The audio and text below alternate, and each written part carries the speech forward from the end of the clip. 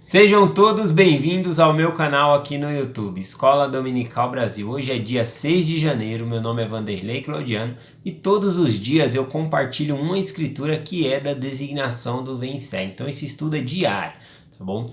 E hoje eu vou compartilhar com vocês aqui Joseph Smith História a partir do versículo 11. O que está acontecendo aqui é que Joseph Smith ele se sente confuso, né? Porque ele quer ali buscar a Deus, ser batizado, ele quer buscar Deus na vida dele e ele precisa saber ali qual igreja ele deveria filiar-se. Só que existiam muitas igrejas na época e elas contendiam uma com as outras, né? Uma falava, a minha que é a igreja do Senhor, a outra falava, não é a minha.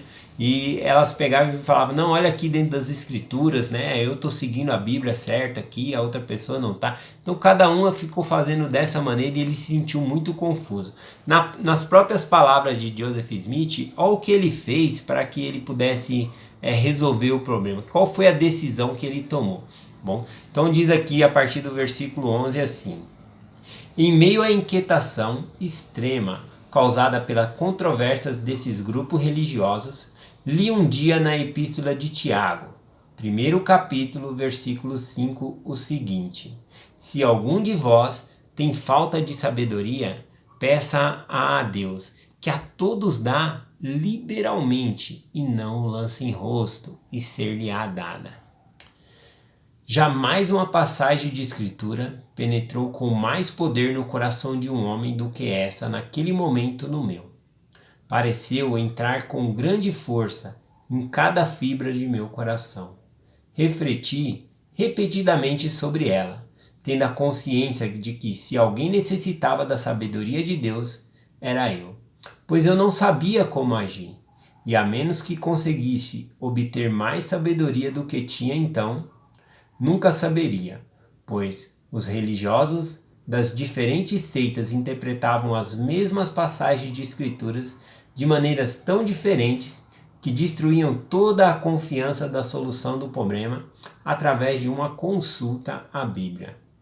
Finalmente cheguei à conclusão de que teria que permanecer em trevas e confusão, ou fazer como Tiago aconselhara, isto é, pedir a Deus. Resolvi pedir a Deus, concluindo que, se ele dava sabedoria aos que tinham falta dela e concedia liberalmente, sem censurar, eu poderia aventurar-me. Bom, eu quero falar que hoje eu escolhi esse versículo aqui, especificamente aqui da leitura de hoje, né, por causa de um comentário que me mandaram aqui no grupo, não, no WhatsApp. Não foi nem no WhatsApp, não. Foi aqui no meu canal no YouTube, tá bom? O irmão Lucas Freitas, né? Ele recebeu o chamado dele para ir para a missão. Ele vai para Manaus. Parabéns, Lucas, pela sua decisão. É uma decisão muito importante servir ao Senhor. Bom, o Senhor vai te conceder muito sucesso. Você vai crescer muito na missão, vai poder ajudar muitas pessoas. E você vai se tornar uma pessoa muito mais preparada para o casamento também, né? O fato de você conviver com outras pessoas, que têm outras culturas, né? Outros hábitos, né? Sabemos aí que a convivência às vezes não é fácil, e você vai conviver com pessoas de vários estados, às vezes até pessoas de outro país. Então, por causa dessa mistura, você vai aprender a lidar com muito tipo de pessoas, com os seus companheiros, e tudo isso vai te preparar melhor para um casamento. Sem falar, né, que um jovem, né, hoje em dia, que escolhe fazer uma missão, que dedica ali 2 anos, né, ou 1 ano e meio da sua vida aí, para pregar o evangelho, será que essa pessoa vai ser um bom marido, né? Está realmente colocando a vontade do Senhor em primeiro lugar. Então, parabéns pela sua decisão, viu? Aqui nos comentários, o Lucas escreveu o seguinte aqui, né? O Lucas Freitas. Ele disse assim, que ele está indo para a missão Manaus e ele pediu dica, né? De como ele poderia se preparar mais para a missão. Então, eu escolhi esse versículo aqui, que com certeza você vai compartilhar ele muitas vezes, né? Que é da experiência aqui que Joseph Smith teve ao ler Tiago, capítulo 1, versículo 5. Então, como que você vai poder ajudar e como que nós, né, que já estivemos na situação aí, muitas das pessoas são conversas na igreja, não nasceu dentro da religião, né? Eu mesmo fui um converso, né? Eu me batizei aos 17 anos de idade. Bom, então muitas pessoas passam por essa fase de ter que perguntar a Deus. E sobre a frase aqui que Joseph Smith estava compartilhando, eu peguei duas delas, né, para possamos melhor compreender. Então, isso você vai usar muito com as pessoas, né? Você precisa ajudar as pessoas a ter a consciência de que elas têm que perguntar a Deus. Então, eu peguei duas frases aqui que Joseph Smith ele disse, tá bom? Então, ele falou assim, ó: tendo a consciência de que se alguém necessitava da sabedoria de Deus, era ele. Então, precisa ajudar as pessoas a entender que elas necessitam da sabedoria de Deus para saber, né, como agir, para saber que devem ser batizadas, para saber que o livro de Mórmon é verdadeiro. Elas têm que saber por si só. Então elas têm que ter isso dentro dela. Então isso tem que ficar claro, né, no ensinamento. Outra coisa aqui, ó, a outra frase que Joseph Smith disse assim, ó: permanecer em trevas ou confusão, ou fazer como Tiago aconselhara, isto é, pedir a Deus. Então a pessoa tem que conseguir enxergar esses dois caminhos.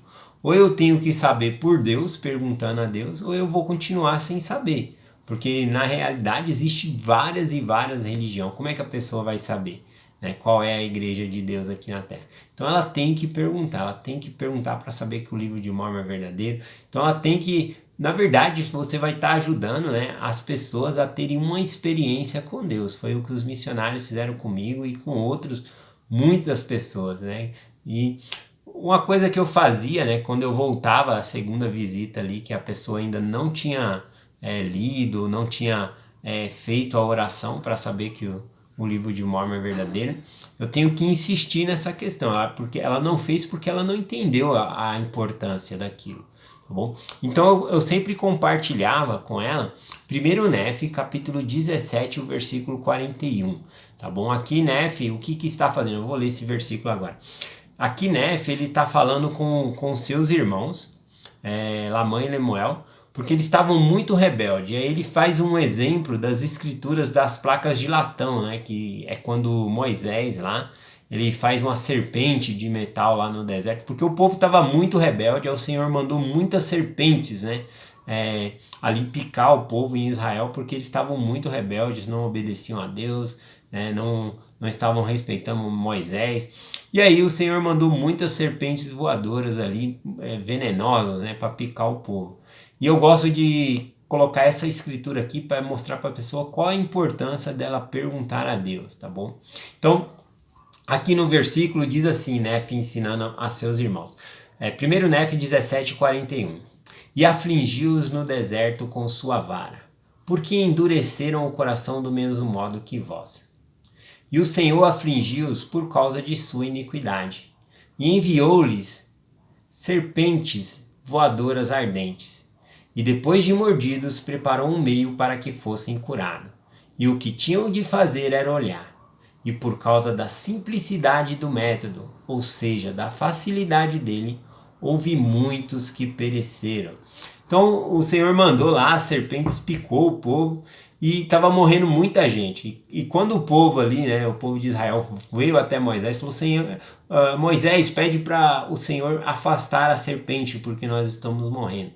E aí quando Moisés foi levar essa questão ao Senhor, o Senhor falou: não, faz uma serpente de metal no deserto, né? E vai acontecer que todo aquele que for picado e for lá e olhar para a serpente de metal, essa serpente de metal levantada no deserto, né, simbolizava Cristo, que seria levantado na cruz. Então todos que chegassem lá e olhar para a serpente, né, o veneno não faria efeito, a pessoa não morreria, né? E a escritura aqui ela é bem clara, né? Ou seja, por causa da facilidade do método, houve muitos que pereceram.